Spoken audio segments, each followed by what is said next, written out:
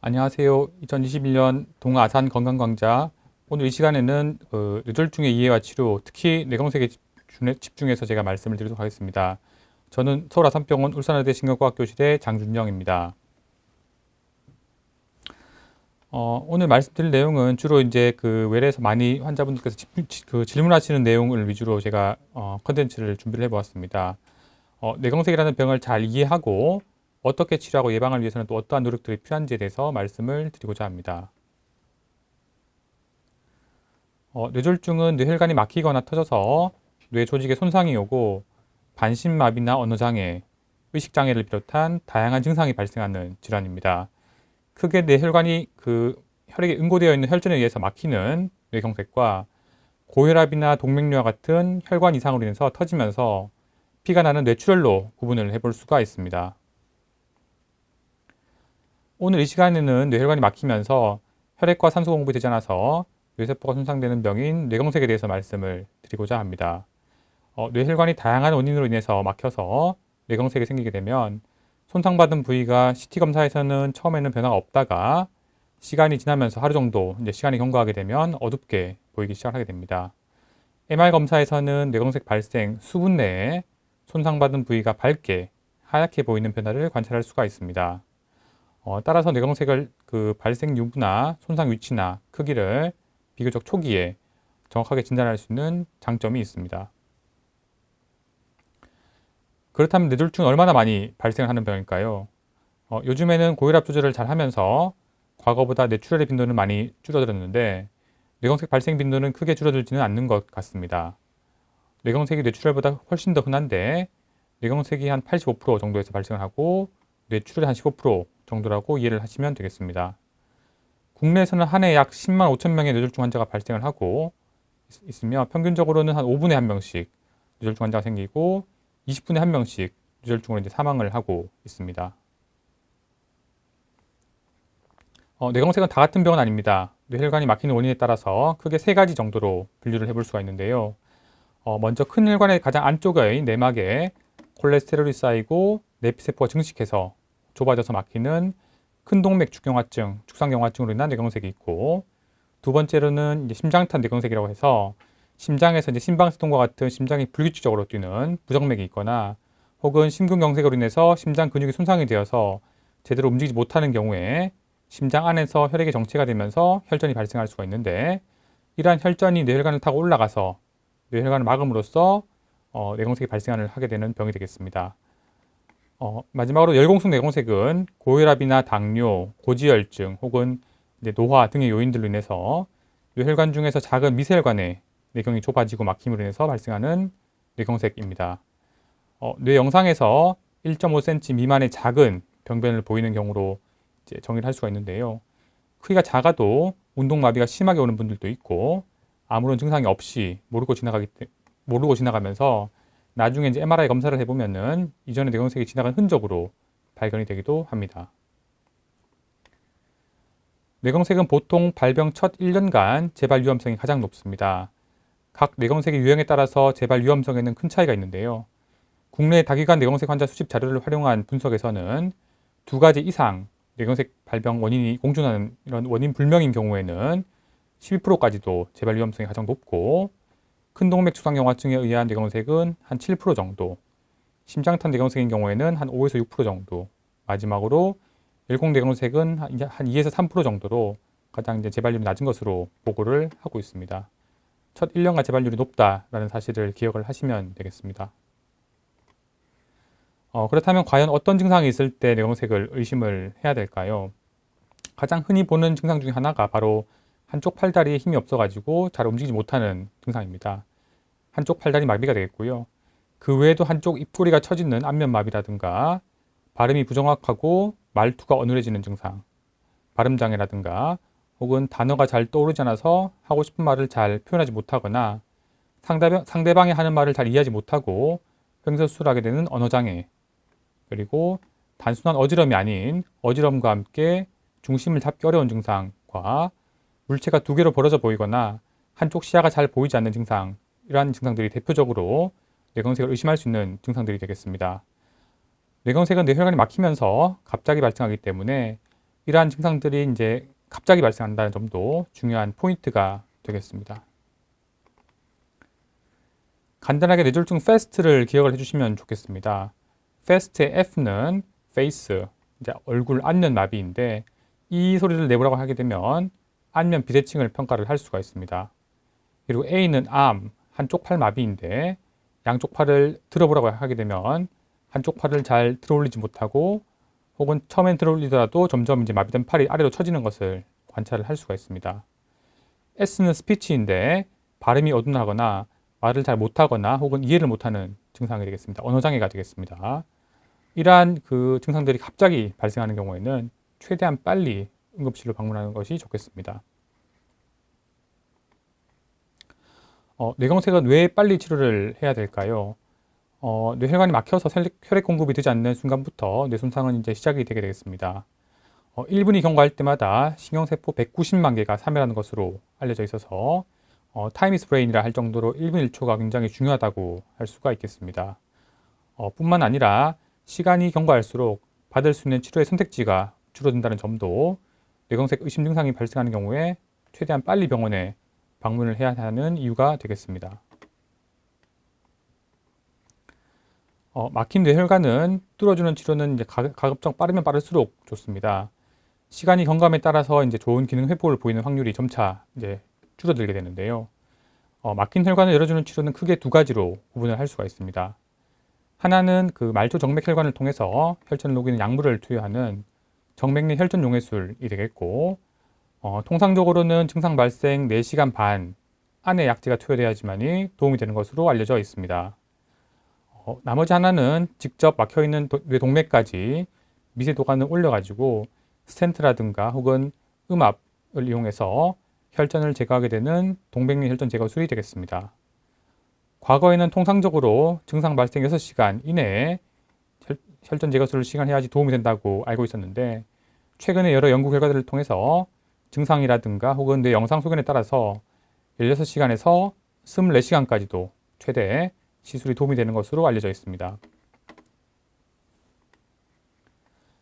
똑같이 큰 혈관이 막혀도 사람마다 이제 겨순환이라고 해서 다른 새끼를 통해서 이제 뇌에 혈액을 공급해주는 통로가 잘 발달되어 있는 사람이 있고 또 그렇지 못한 사람들이 있기 때문에 똑같은 시간이 막혀 있다 하더라도 이제 견딜 수 있는 시간이라든가 그 정도가 다양합니다. 겨순환이 잘 발달되어 있는 경우에는 큰 혈관이 막혀 있어도 뇌경색이 천천히 발생하기 때문에 손상이 다 발생하기 전에 혈관을 열어주는 치료가 도움이 될 수가 있습니다. 그렇지만은 겨순환이 부족한 분들 같은 경우에는 같은 시간이 경과한다 하더라도 뇌경색이 이제 빨리 진행을 하기 때문에 혈관을 열어주는 치료를 한다 하더라도 살릴 수 있는 부분이 많지 않고 적어서 도움이 되지 않을 수가 있습니다. 따라서 4시간 반, 6시간과 같은 이런 특정한 시간이라는 숫자에 얽매이지 말고 뇌경색 의심 증상이 발생을 하게 되면은 최대한 빨리 병원 응급실을 방문을 하는 것이 중요하겠습니다. 병원을 방문할 때에도 중간에 다른 병원을 거쳐서 오는 경우보다 24시간 혈관 재개통 시술이 가능한 병원으로 직접 방문하는 것이 기능 회복에 더 도움이 되는 것으로 알려져 있기 때문에 가급적이면은 이제 24시간 재관료 치료가 필요한 인근의 병원으로 빨리 오시는 것이 좋을 것 같습니다. 초급성기 뇌경색 환자에서는 막힌 혈관을 신속하게 재개통을 시켜줄 수 있는 재관료 치료가 굉장히 중요합니다. 그렇지만 모든 환자들이 재관료 치료에 적응증이 되는 것은 아닙니다. 일단 재개통이 필요한 큰 혈관이 이제 막혀 있어야 되고 시간이 얼마 경과하지 않아서 뇌 손상이 아직까지 많이 진행이 되지 않아야 되겠습니다. 역시 뇌경색 크기가 크지 않은 상태여야 하겠습니다. 또한 뇌혈관이 막힘으로 인해서 뇌혈류가 감소된 부위가 넓어서 시간이 경과하게 되면 광범위하게 뇌경색이 발생할 위험성이 높지만 막힌 혈관을 잘 뚫어주게 되면은 회복될 수 있는 조직이 이제 크기가 큰 경우가 재관료 치료에 좋은 적응증이 될 수가 있겠습니다. 큰 혈관이 막힌 뇌경색인 경우에는 정맥내로 혈전을 녹이는 약물을 투여하는 것만으로는 실제로 이 막힌 혈관이 재개통되는 비율은 절반이 채 안 됩니다. 한 30-40% 정도밖에 안 되기 때문에 약제를 투여함과 동시에 동맥내로 직접 혈전을 제거하는 시술을 함께 시행을 하게 됩니다. 사타구니에 있는 대퇴동맥이라고 하는 큰 혈관을 통해서 미세도관을 집어넣어 가지고 막혀있는 뇌혈관까지 이런 미세혈관을 올린 다음에 스텐트를 미세도관을 통해서 넣고 미세도관을 이렇게 뒤로 뻗기게 되면은 안에 있던 스텐트가 펼쳐지게 됩니다. 스텐트가 펼쳐지면서 혈전을 파고들게 되는데 한 5분 정도는 충분히 스텐트가 혈전으로 파고들기를 기다렸다가 이제 혈전과 함께 스텐트를 제거를 하게 되면은 혈전이 함께 제거가 되면서 이제 재개통이 되게 되겠습니다. 이 사진은 시술 이후에 제거된 혈전이 스텐트에 붙어 있는 사진이 되겠습니다. 이러한 스텐트를 이용할 수도 있고 흡인 카테터라고 해서 음압을 걸어줌으로써 막혀있던 혈관에 있는 혈전을 제거하는 방법입니다. 이러한 흡인 카테터를 최대한 막혀있는 혈관으로 최대한 붙인 다음에 최대한 가까이 접근시켜서 음압을 이용해서 혈전을 이제 흡인해서 제거하는 방법도 많이 사용을 하고 있습니다. 실제로 이제 그 음압을 이용해서 제거된 혈전이 보이는 사진이 되겠습니다. 시간이 늦으면 왜 재관류 치료를 못 받게 될까요? 막힌 뇌혈관을 열어주는 이유는 아직 완전한 손상이 되지 않았고 혈류는 떨어져 있지만 다시 혈류를 회복을 시켜주게 되면 이제 가역적으로 회복될 수 있는 뇌조직을 살리기 위한 목적이 있는데요. 이러한 가역적으로 살릴 수 있는 뇌조직이 시간이 지남에 따라서 점점점 줄어들고 회복이 불가능한 영구적인 손상을 받은 뇌조직의 범위가 커지게 됩니다. 이런 경우에는 뇌혈관을 열어주게 되어도 되살릴 수 있는 부위가 적어서 큰 도움이 되지 못합니다. 오히려 영구적인 손상을 받은 부위가 넓은 경우에는 혈관을 열어주게 되면은 다시 이제 혈류가 통하면서 오히려 재관류 손상이라고 해서 뇌출혈이라든가 뇌가 붓는 이제 부종이라든가 이런 여러 가지 합병증들이 많이 발생할 수가 있기 때문에 환자의 상태가 더욱더 악화가 될 수가 있습니다. 모든 뇌경색에서 뇌혈관을 열어주는 치료가 필요한 것은 아니라고 말씀을 앞서 드렸습니다. 국내 자료에 따르면 전체 뇌경색 환자의 약 18% 정도가 정맥으로 이제 혈전용 약물을 투여받거나 혹은 동맥 내 혈전 제거술을 시행받는 것으로 보고를 하고 있습니다. 그렇다면은 과연 재관류 치료가 도움이 되지 않는 다른 대부분의 뇌경색 환자들도 증상이 발생하게 되면은 병원에 최대한 빨리 와야 되는지 의문이 생기실 것 같습니다. 재관류 치료에 적응증은 되지 않는다 하더라도 뇌경색이라는 병 자체는 급성기에 며칠 사이에 재발하거나 혹은 크기가 더 커지면서 진행하거나 또는 피가 스물스물 새어나오는 이런 출혈 변환이 발생하거나 하는 합병증들이 많이 생길 수가 있기 때문에 반드시 입원해서 급성기에 약물 치료와 함께 혈압이라든가 혈당, 바들 등에 대한 철저한 조절과 신경학적인 상태에 대한 면밀한 모니터가 필요합니다. 급성 뇌경색 환자들은 응급실을 거쳐서 대부분이 뇌졸중 전문 치료실로 입원을 해서 신경학적인 상태를 자주 평가하고 혈압이나 맥박수, 산소 포화도, 혈당, 체온 등을 집중적으로 모니터를 하고 적절한 치료를 받아야 합니다. 뇌졸중 전문 치료실로 입원하는 것 자체의 사망 및 장애 감소 효과가 아스피린과 같은 약물 감소보다는 아스피린과 같은 약물에 대한 효과보다는 더 크고 정맥 내 혈전 용해술의 효과에 버금갈 정도로 굉장히 중요하다고 할 수가 있겠습니다. 초기의 급성기 일주일 동안에는 뇌경색이 새로 재발하거나 병이 진행해서 손상 부위가 더 커질 수 있는 위험성이 높은 시기라고 제가 말씀을 드렸습니다. 그리고 뇌경색이 발생한 부위의 뇌 조직은 굉장히 약해진 상태인데 막혀있던 뇌혈관을 혈전 용해술을 통해서 열어주거나 혹은 저절로 막힌 혈관이 개통되는 경우에는 뇌가 손상된 부위로 다시 혈액이 흐르면서 재관류 손상이 발생할 수가 있습니다. 재관류 손상은 피가 새어나오는 출혈 변환이나 뇌가 부어서 뇌압이 상승되는 뇌 부종으로 나타날 수가 있는데 이러한 재관류 손상이 발생을 하게 되면은 초기의 신경학적인 상태가 악화가 될 수가 있습니다. 이러한 뇌경색의 재발이나 진행, 재관류 손상을 줄이기 위해서는 뇌졸중 전문 치료실에서 혈전 예방 치료약제를 투여한다던가 혈압이라든가 혈당, 발열에 대한 철저한 조절과 뇌 부종이 심한 경우에는 뇌압을 낮춰주는 약물 치료라든가 체온을 낮춰주는 저체온 치료 혹은 이제 뇌 부종이 심한 경우에는 머리뼈를 열어서 뇌가 부을 수 있는 공간을 만들어주는 두개 감압 수술이 필요할 수가 있습니다. 따라서 조기에 신경학적 악화가 발생하는 것을 예방하고 발생했을 때 신속하고 적절하게 대처를 하기 위해서는 반드시 병원에 빨리 내원해서 초기 치료를 받는 것이 중요하다고 할 수가 있겠습니다. 환자나 보호자분들 입장에서는 뇌경색 이후에 기능이 언제쯤 얼마나 회복이 될 수 있을지에 대해서 많이들 궁금해 하십니다. 사실 환자마다 다 뇌가 손상받은 정도라든가 위치가 다르고 재활 치료에 대한 의지라든가 노력 등이 다양하기 때문에 우리가 이제 일률적으로 예측을 할 수는 없습니다. 손상받은 뇌세포가 다시 살아날 수는 없지만 주변의 기능이 떨어져 있는 부위가 회복이 된다던가 혹은 뇌의 가소성으로 인해서 다른 부위에서 손상받은 부위의 기능을, 뇌 기능을 대신해주는 이러한 방법들을 통해서 뇌가 회복이 될 수가 있는데 이러한 회복 과정을 도와주는 것이 바로 재활치료가 되겠습니다. 막힌 큰 혈관을 열어주는 것만 골든타임 있는 것이 아니라 재활치료에도 골든타임 있는데요. 길게는 2년까지도 서서히 기능이 호전될 수도 있지만 통상적으로는 대부분의 기능 회복이 초기에 한 달에서 3개월 사이에 이루어지기 때문에 이 시기에 집중적으로 재활치료를 시행하는 것이 굉장히 중요하겠습니다. 처음 한 달 동안에 호전되는 정도를 보고 얼마나 좋아질 수 있을지를 추정을 해볼 수가 있습니다. 뇌경색 발병 첫 하루는 일단 안정치료를 하고 환자의 상태가 안정적인 경우에는 2일에서 3일째부터 재활치료를 시작을 하는 것이 좋은데 한 번에 치료하는 시간을 짧게 해서 자주 시행하는 것이 기능 회복에 도움이 된다는 연구 결과가 있습니다. 뇌경색은 한 번 생기면 재발할 수 있는 병입니다. 뇌경색 유형에 따라서 첫 1년 재발률이 적게는 2%에서 많게는 10%에 이를 정도로 높다고 제가 앞서 말씀을 드렸습니다. 재발을 막기 위해서는 어떻게 해야 되는지에 대해서 지금부터 제가 말씀을 드리겠습니다.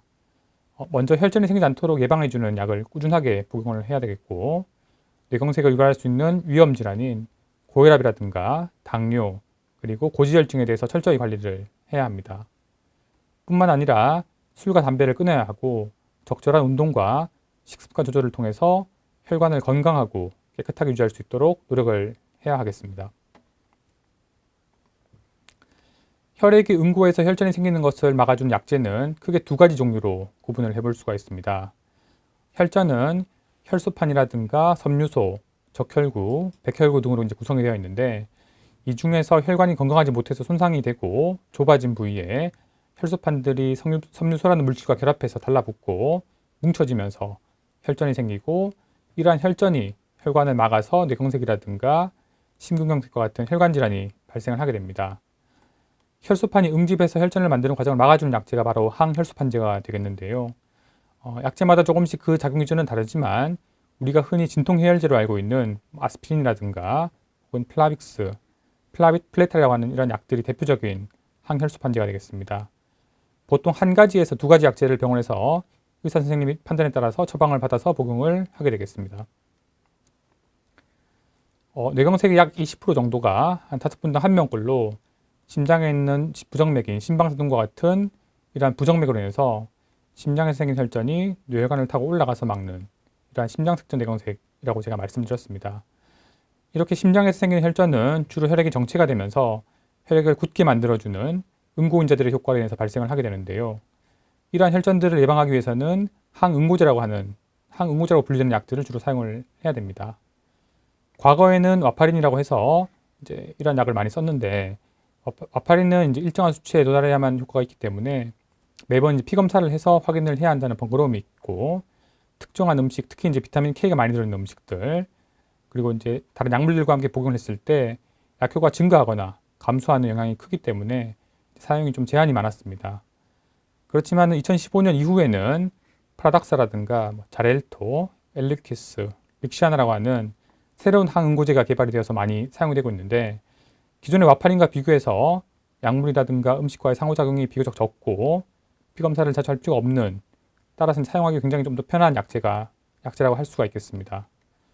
그렇지만은 모든 심장색전 환자에서 와파린을 대체할 수 있는 것은 아니고 심장 수술 후에 기계 판막을 가지고 있는 경우에는 아직까지는 와파린 예방 효과가 더 크기 때문에 이러한 경우에는 제한적으로 와파린을 사용을 하셔야 되겠습니다. 스타틴이라는 약도 거의 모든 뇌경색 환자들에서 처방을 하는 약입니다. 혈관 안에 나쁜 콜레스테롤이 쌓이게 되면은 혈관에 동맥경화가 생기고 좁아져서 막히게 되는데 스타틴은 혈액 내의 나쁜 콜레스테롤인 LDL 콜레스테롤을 낮춰줌으로써 혈관 내의 이런 동맥경화 진행을 억제를 해주게 됩니다.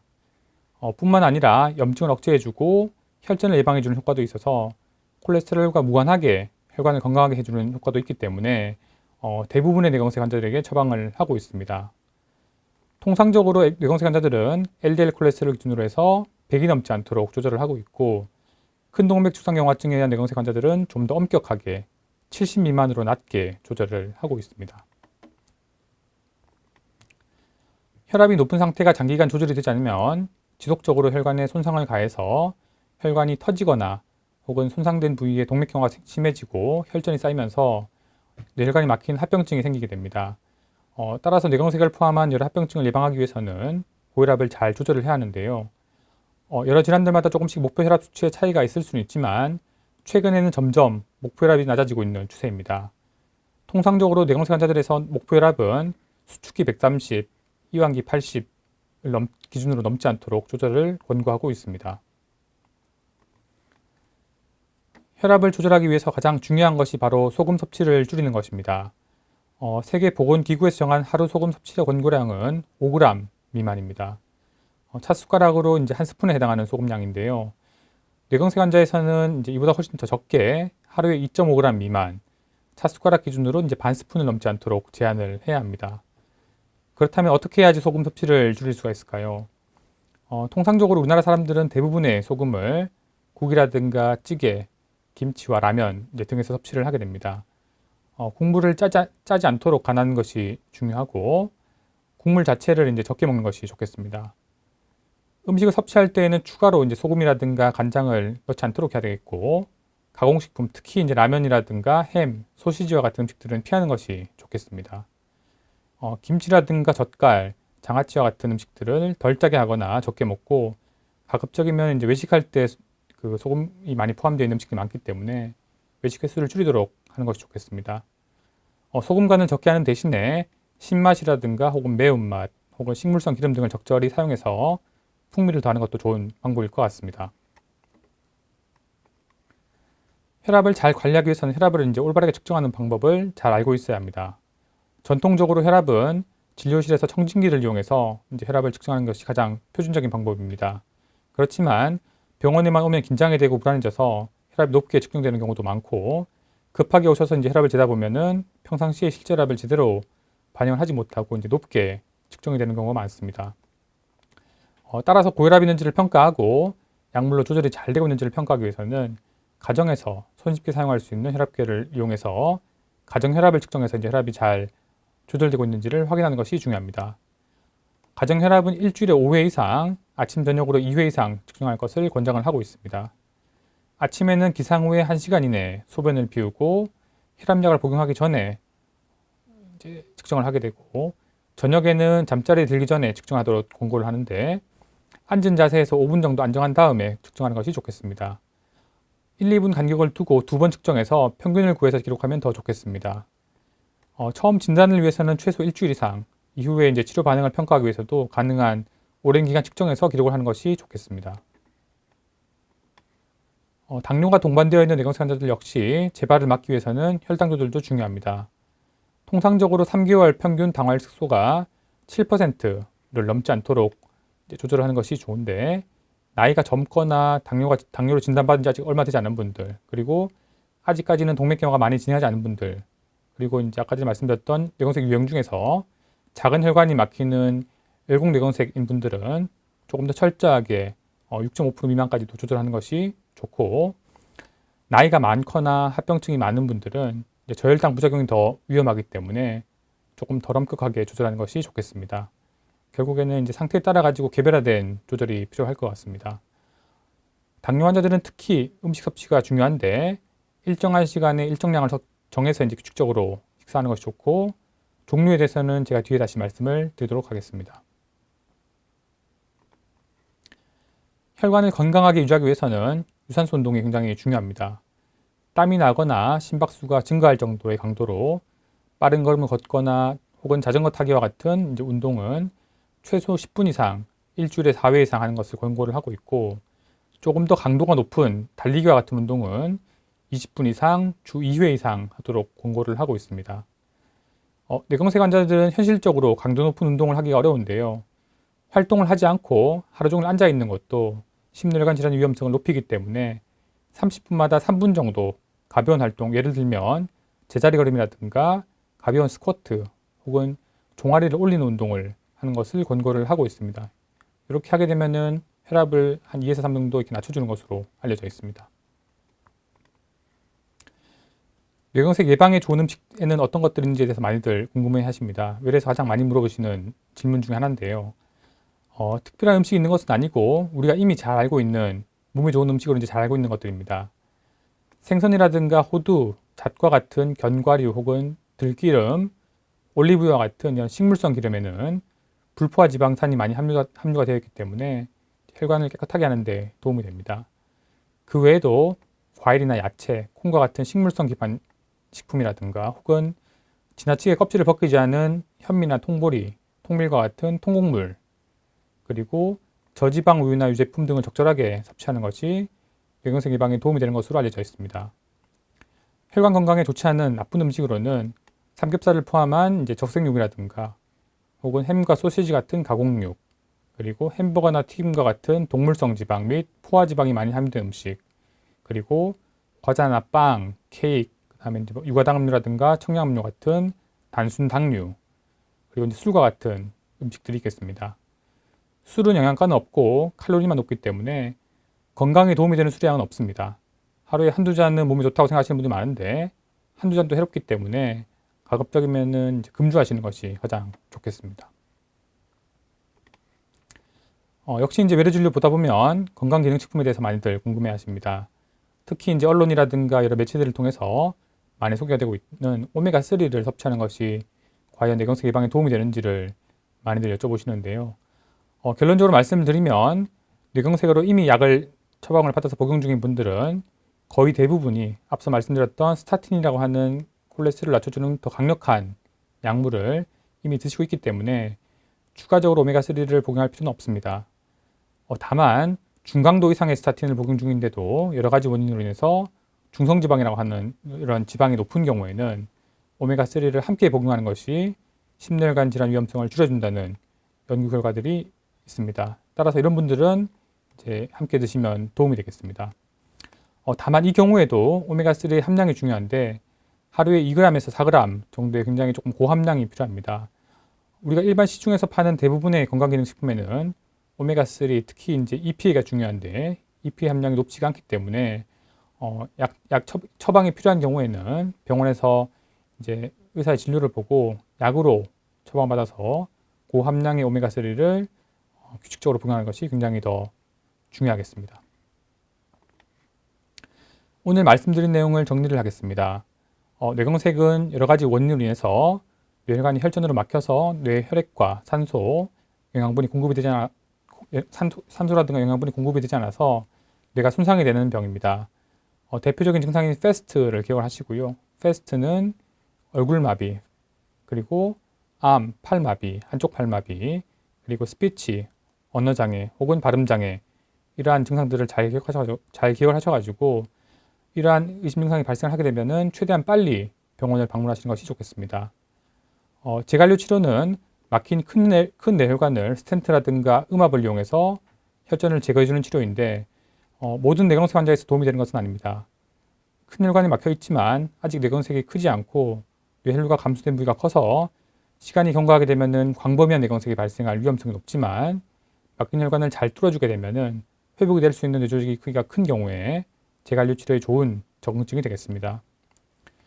뇌경색 예방을 위해서는 꾸준한 항혈전제 복용과 그리고 고혈압, 당뇨, 이상 지질혈증과 같은 동반되어 있는 위험 요인들에 대한 철저한 관리와 조절, 그리고 운동이라든가 식습관 개선, 금연과 금주와 같은 생활 습관에 대한 교정이 중요하겠습니다. 지금까지 말씀드린 내용들을 잘 숙지하시고 실천하셔서 건강한 뇌혈관 상태를 잘 유지하시기 바랍니다. 지금까지 경청해 주셔서 감사합니다.